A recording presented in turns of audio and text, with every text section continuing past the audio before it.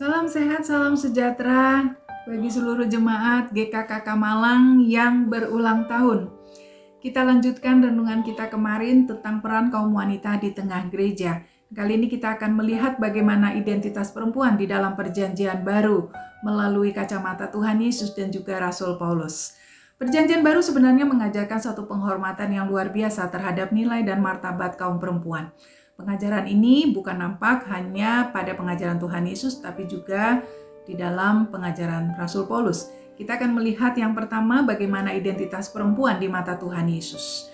Saudara, Tuhan Yesus hidup di dalam zaman penjajahan Romawi terhadap bangsa Yahudi, di mana orang-orang Yahudi yang walaupun mereka tetap beribadah dan menyembah Allah Yahweh serta memegang teguh hukum Taurat, namun sayangnya mereka dipengaruhi dengan budaya Romawi dan Yunani secara negatif. Orang-orang Yahudi pada zaman Tuhan Yesus berpandangan bahwa kaum perempuan, termasuk budak, anak-anak, dan orang-orang cacat, adalah kaum yang lemah, yang diperlakukan kemudian sebagai kaum yang lebih rendah dibandingkan dengan laki-laki. Dan kemudian Tuhan Yesus hadir di dunia pada zaman itu dan melakukan rekonsiliasi atas relasi yang kurang tepat terhadap laki-laki dengan perempuan. Dengan bagaimana caranya? Dengan memberi teladan di dalam sikap dan pelayanannya terhadap kaum perempuan. Sikap Tuhan Yesus tersebut adalah sesuatu yang sebenarnya tidak umum, bahkan bisa dikatakan berlawanan dari adat kebiasaan dan praktek-praktek pada masa itu. Namun Tuhan Yesus sangat menghargai perempuan. Ia melakukan mujizat bukan hanya terhadap laki-laki tetapi juga terhadap perempuan. Ia menyelamatkan perempuan. Ia mengangkat martabat perempuan berdosa. Ia berkomunikasi secara langsung dengannya, bahkan menerima penyembahan dan mengampuni mereka. Nah, saudara, kita juga akrab dengan para perempuan di sekitar pelayanan Tuhan Yesus. Ada Maria Magdalena, ada Susana, ada Yohana yang kemudian Alkitab mencatat dengan luar biasa. Mereka adalah saksi-saksi di mana Tuhan Yesus itu kemudian mati di atas kayu salib dan Tuhan Yesus bangkit dari kematian.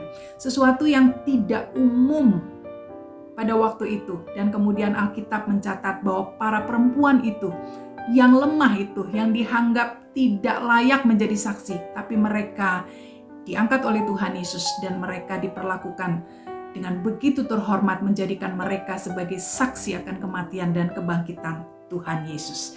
Bahkan Alkitab mencatat banyak dari para pengikut awal Tuhan Yesus adalah para perempuan, termasuk mereka yang berkumpul di dalam doa saat menunggu Roh Kudus dicurahkan pada hari Pentakosta, yakni Kisah Para Rasul 1 ayat 14. Dan saudara, bagaimana kemudian identitas perempuan di mata Paulus?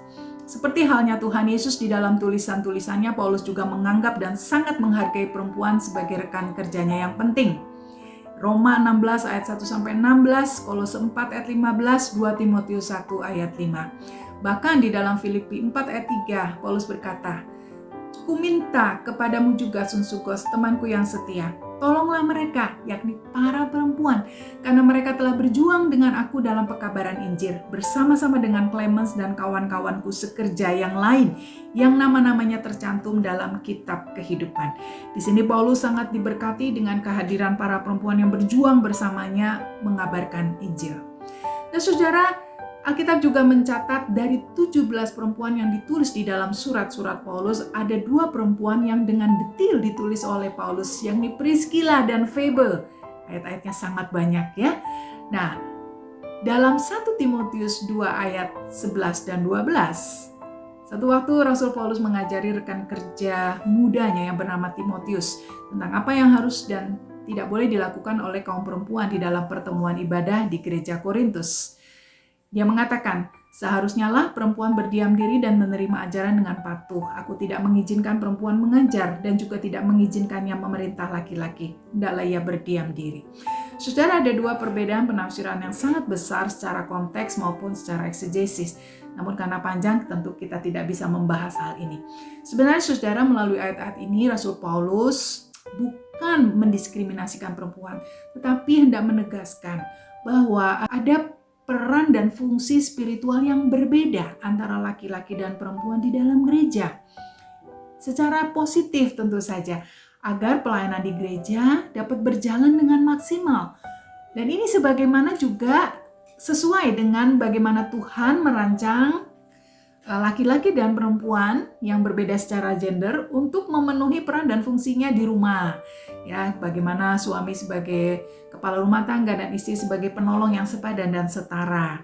Dan ini juga kemudian ditekankan bahwa perbedaan gender ini, perbedaan peran dan fungsi ini juga terimplikasi di gereja, dan tujuannya bukan untuk merendahkan kaum perempuan, tetapi untuk justru melengkapi, saling mutual, saling melengkapi dan memperkuat pelayanan di gereja. Nah, saudara, karena kuatnya larangan di dalam ayat 12, hati-hati jangan akhirnya kita melewatkan sebenarnya peringatan yang penting yang tercatat di dalam ayat 11, bahwa di sini Paulus justru menghimbau agar kaum perempuan Kristen haruslah menjadi orang-orang yang mau belajar atau sebagai pembelajar. Sesuatu yang sebenarnya tidak dianjurkan, tidak menjadi satu kebiasaan oleh orang-orang Yahudi, oleh budaya Yahudi pada waktu itu. Nah, di gereja mula-mula tersebut, para perempuan justru didorong untuk bertumbuh di dalam pengetahuan dan pemahaman mereka akan iman Kristen. Oleh karena itu, sikap berdiam, tenang, patuh, dan taat selayaknya dipandang sebagai ciri karakter perempuan yang mau menjadi murid Tuhan. Di teks lain, Paulus sebenarnya juga mendorong hal yang serupa kepada semua orang percaya, bukan hanya kepada perempuan, agar mereka juga mengembangkan kualitas murid yang utama, yakni tenang, 2 Timotius 3 ayat 12, dan juga taat, 2 Korintus 9 ayat 13. Dan saudara, satu pelajaran yang penting pada kali ini kita belajar bahwa di dalam perjanjian baru, Tuhan Yesus dan Rasul Paulus begitu menghargai kaum perempuan, begitu menerima kaum perempuan untuk menjadi rekan kerja mereka di tengah-tengah gereja, membangun kerajaan Allah, mengembangkan pekabaran Injil sehingga gereja Tuhan, nama Tuhan dipermuliakan. Kita sambung besok.